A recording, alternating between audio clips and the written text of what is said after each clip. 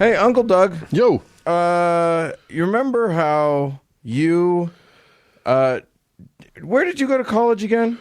Well, two places. What was that first one? It was Brigham Young University. Oh, you went to a Christian school. Well, it depends on who you ask. It does depend on who you ask. Probably not according to most Christians. Well, Uncle Mark has brought in a someone special to talk to us specifically about those Christian schools. That's right. We brought in a real ringer and a real booster of Christian schools. Yeah, and one of the biggest fans. And Christian homeschooling, and that of course would be our returning champion, our friend, writer, scholar, academic, citizen of the world, and one of the leading figures in the ex-evangelical movement. That is Dr. Christopher Stroop.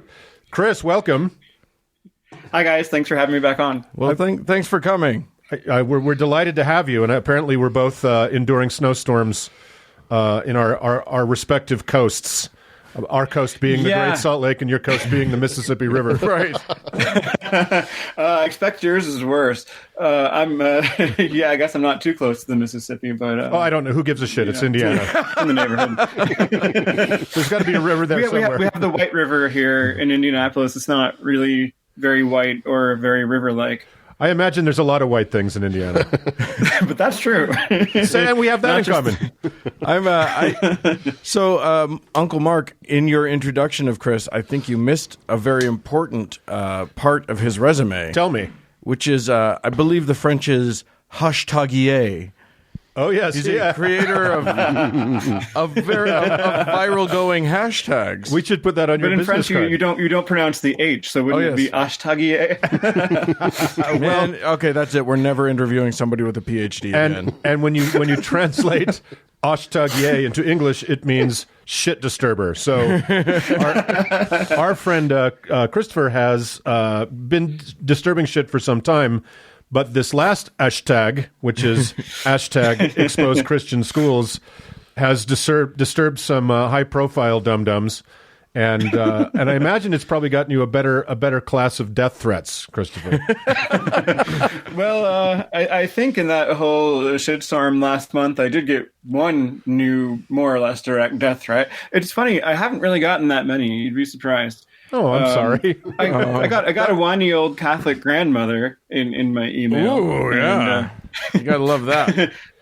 So I didn't reply to her. So let's. Why don't you tell us a little bit about what kicked this off? If I'm not mistaken, and correct me if I'm wrong, it was when it all started when Mother, also known as Karen Pence, can we call her Ma Pence? Ma Pence of Indiana. Took a job teaching, and I'm using air quotes, art at an anti-LGBT Christian school. Is that? Can we put the school in air quotes as well? You're right. Likely. Is that what kind of got you thinking about this? Yeah, I mean, so she went back to a job that apparently she had before in Virginia near DC, teaching at this K-8 school, which most schools that call themselves Christian schools or Christian academies, which by and large, those are going to be evangelical fundamentalist schools, they are explicitly anti-LGBTQ. They teach this kind of patriarchal theology and young earth creationism. And so, this school's policy states strictly, no gay parents, no trans people, no gay students or trans students, no gay or trans employees, etc. So naturally, she got some pushback from liberals who, and just normal, decent people who understand that you can't work in a position like that as the second lady and expect everyone to be fine with it. And, right. Act like you're representing all Americans somehow with this, explicitly discriminatory position that you're working in. So I didn't initially create any kind of response to that. I believe I shared some of the early reporting on that, like Rebecca Klein's reporting for Huffington Post, if I remember correctly. She broke the story. And then, though, there was this just really petulant pushback on the criticism from the right, sort of the "how dare you persecute us" in a first, right? In a first for the Christian right, they whined about it. Yeah, they seem to feel that. Yeah, it's weird because you never hear them talk about them being martyrs or put upon. They've got a really thick skin normally. Yeah, usually. Yeah. So it was David French in National Review, and it was Mike Pence himself on Twitter, and he actually said criticism of Christian education in America must stop, or he tweeted that, and I was like, this is bullshit. You're like, wrong, it must start. And here we go. So in the moment there, I created the hashtag expose Christian schools, and I kind of called on other alumni of these right-wing Christian schools to, I believe the phrase I used was, tell at VP and at David A. French what these bastions of bigotry are really like. Yes. And boy, did not. Yeah, so I didn't expect it to go as viral as it did. It wasn't a pre-planned action, but then once I did create that tweet and that hashtag, it was, again, like Empty the Pews. It was a hashtag that came to me in the moment. It wasn't something that I actually thought about. I was like, maybe I'll create a campaign. Maybe I'll consult with some focus groups. Nope, just threw it out there. And like Empty the Pews before it kind of blew up. So I did then share it in some retweet groups and with some people to see if we could get a little traction. I thought we might get a good discussion going. But, I didn't realize, and this was January 18th, that by the first, and that was a Friday, which you might think would be a bad time to make something trend. But I guess maybe because Friday is kind of quiet, it was easier to get into the top trends. And then that's when more people notice, including trolls who start creating counter talking points. Right, of but course. By Friday night, I was watching the top trends, and it reached number 1.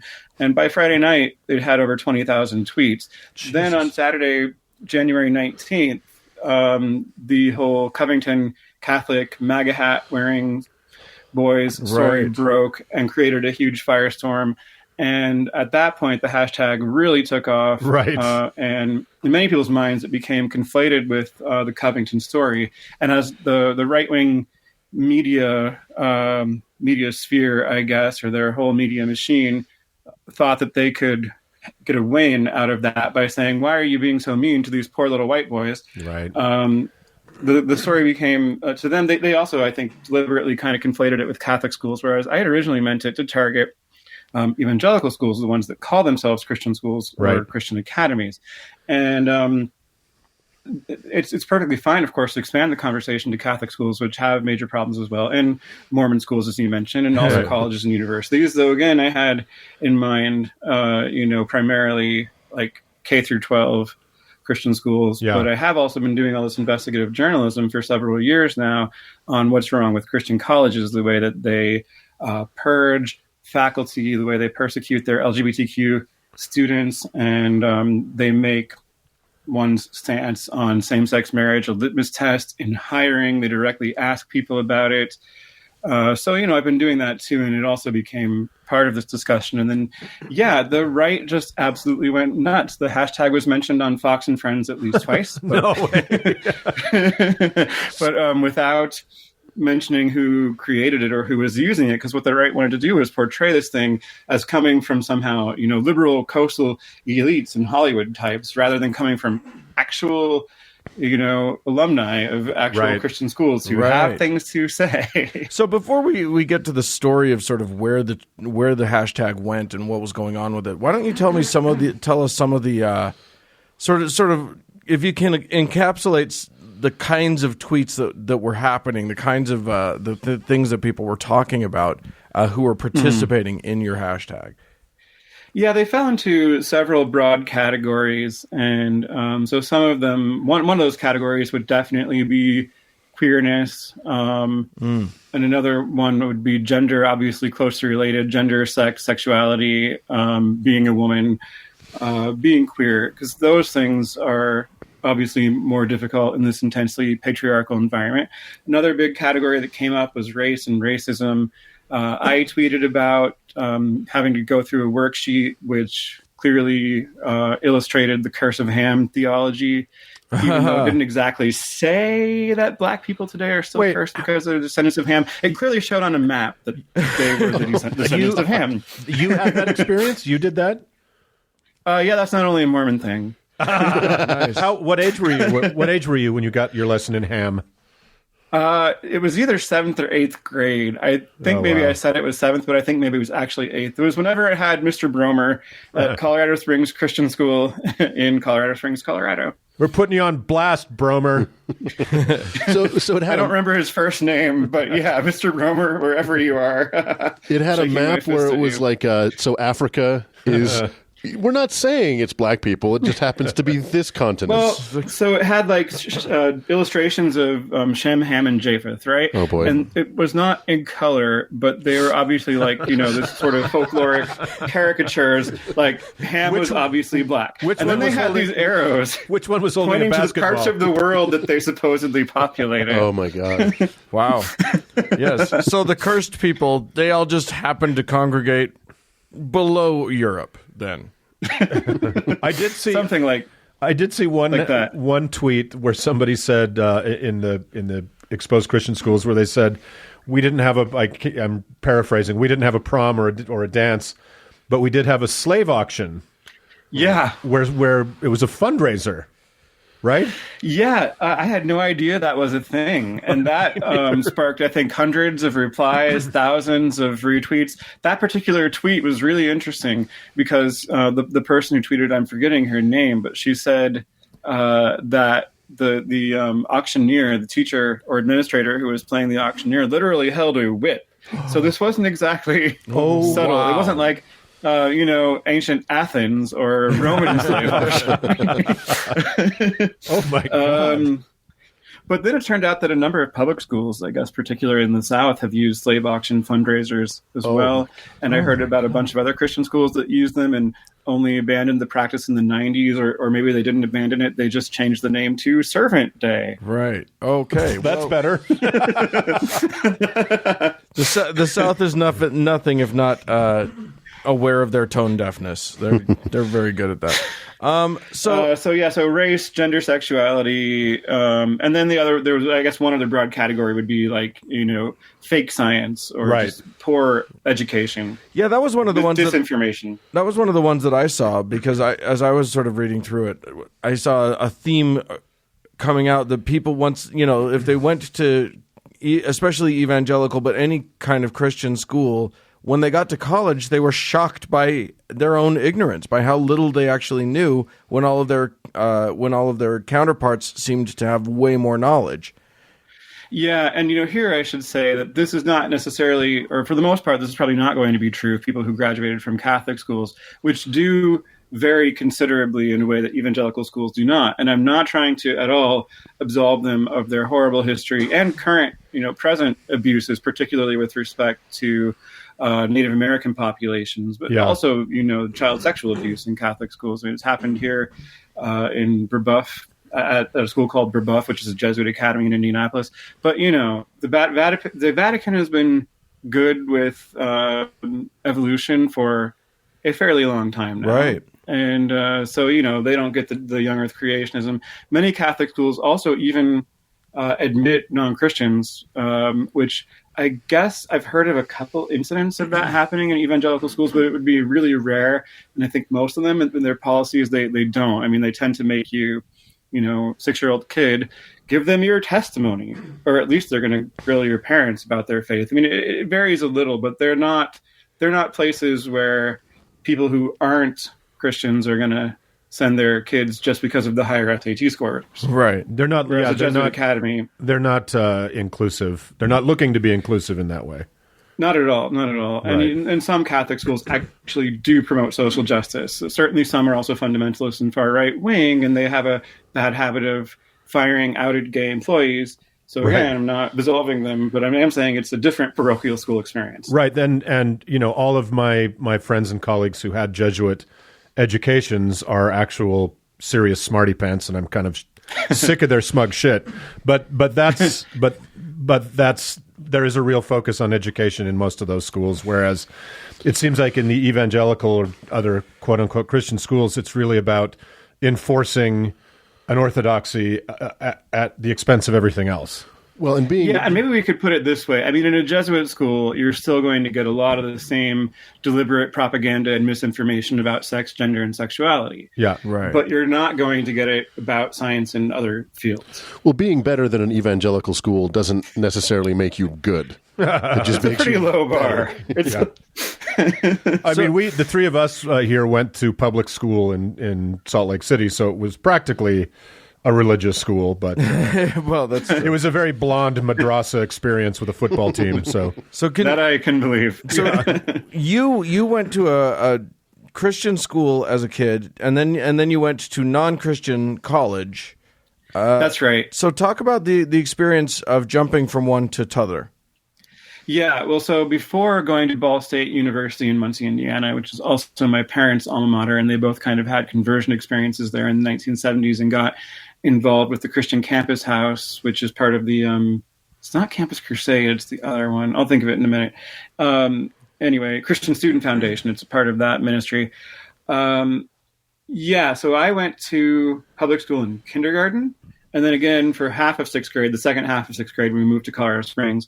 Then I did middle school, the rest of middle school in Colorado Springs Christian School, despite begging to stay in my public school after the second half of sixth grade, but my parents wouldn't let me. And Christian schools also demand that teachers, and my mom is a Christian school teacher, send their students to the schools. sure. So anyway, then we moved back to Indianapolis for high school, and I went to Heritage Christian School again there, where I had also done almost all of my elementary school. And going to college was kind of a culture shock in some ways. I had started to get a little bit more exposure outside the evangelical bubble before, because I did these summer honors programs at Indiana State University in Terre Haute, Indiana, for 2 years in a row. That bunch of heathens? After my sophomore year and after my junior year. Well, yeah, I mean, I took a theater class and an English class. I mean, I always did all school plays and stuff too. And they were these kids were, like listening to all this like secular music with curse words in it, and they were saying curse words all the time. And it was like, whoa. And talking about having sex and like, whoa. But when I went to college, I mean, I was still deconstructing, and the whole experience could have been, and I did a lot of good things, and I made some friends, but I made very few lifelong friends though, because I was just in this transitional space, and it ultimately left me with depression of, figuring out who I was. And I tried in the beginning of my college career to defend Orthodox evangelical views, even in the classroom, even though I hated doing that, and it made me feel really embarrassed. I felt like I had to, that this is what Christians have to do, and I was afraid of hell. And so college became this kind of, while I was there, I had this kind of extended existential crisis, which is just sad because it's completely unnecessary to have to waste your youth on this sort of thing. Oh, I know. Isn't it just, it's so depressing. Like, I tried to get out pretty early. These two guys sitting across from me stayed in longer, but just all the wasted years and the wasted time, and it is so depressing. And the emotional energy and the sort of intellectual energy that goes into unraveling the programming that you get, the indoctrination that you get is exhausting. Yeah, and I'm just lucky that, I think Ball State was a good place for me to be, and I actually had their top academic scholarship despite graduating from a Christian school. I got the Whitinger scholarship. And now I have to write into them and complain about it. How dare I they? was certainly weird. I think they really recognized my potential, and I had some really good teachers in the honors college. There are some really good instructors that became mentors of a sort as well. And I processed it, and I came out on the other side. In part, I think thanks to having those opportunities and those people who saw that I could be a very good academic performer, even though I was stuck with this ideological baggage and these nonsense beliefs. Because I was still, in high school, I got a top score on the state German exam. I won like a nice German dictionary. You lettered in Leviticus, which is really good. I mean, I was a very good student. I ended up with a 1500 on the SAT on the old 1600 scale. Did you end up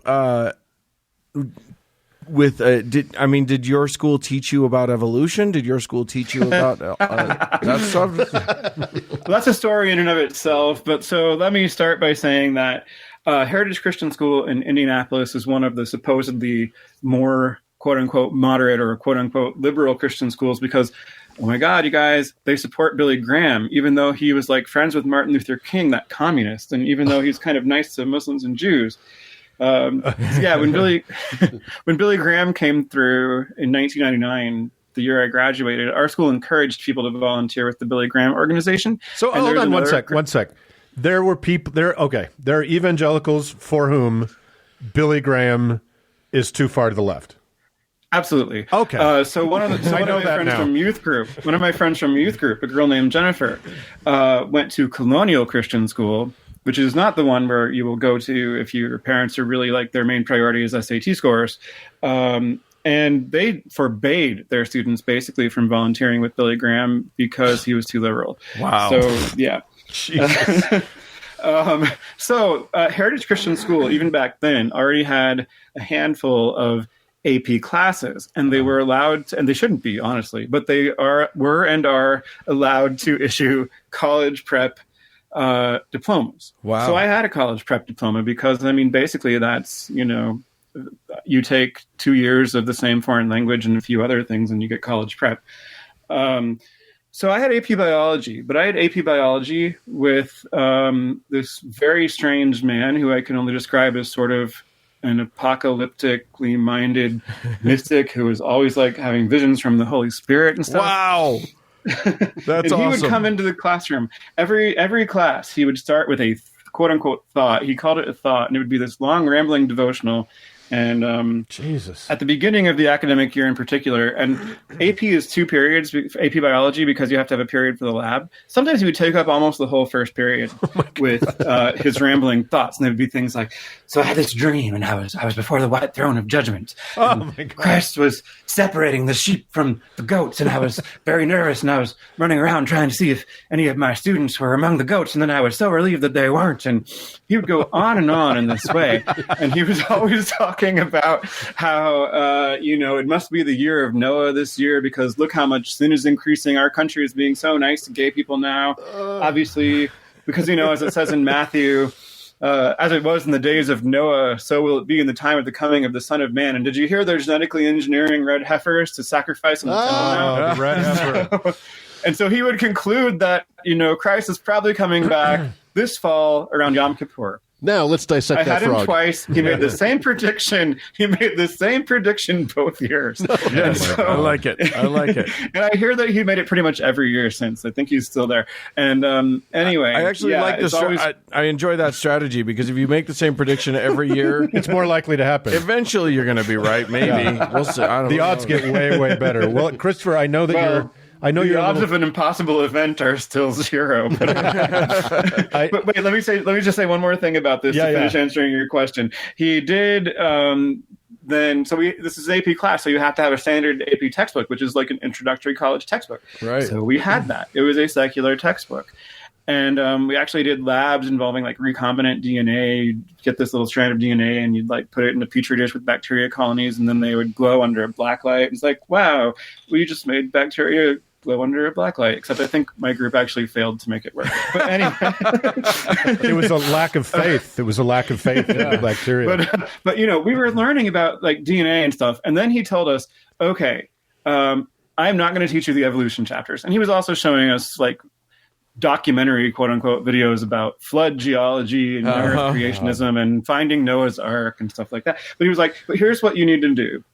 Go home and read the evolution chapters on your own and regurgitate them for the exam. Right. So, classic lying for Jesus. He didn't even teach them.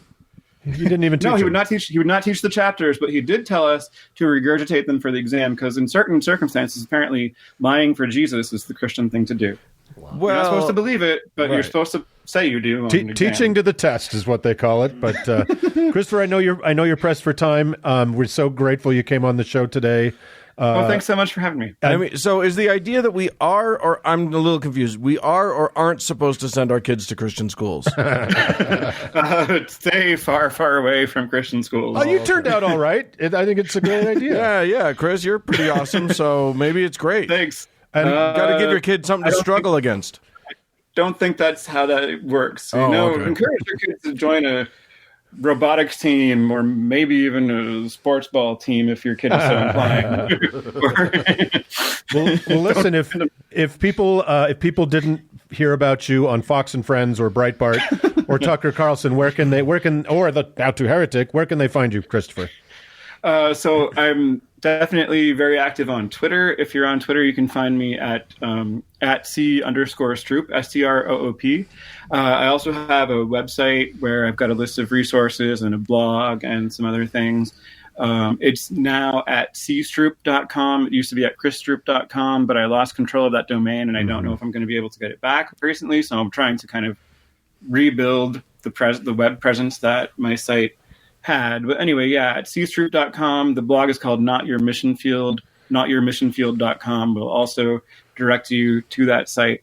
And I write fairly regularly for Playboy. I've written for Foreign Policy. I've been a regular contributor to Religion Dispatches, both the old Religion Dispatches and also the new one, which is under rewire.news. Right on. Awesome. Well, thank you once again for joining us. Good luck out there, and I'll watch for you on Breitbart. Your next your next French hashtag will bring you back on. All right. Okay, great, All right. sure. Thanks. Take care, Christopher. guys. Thanks.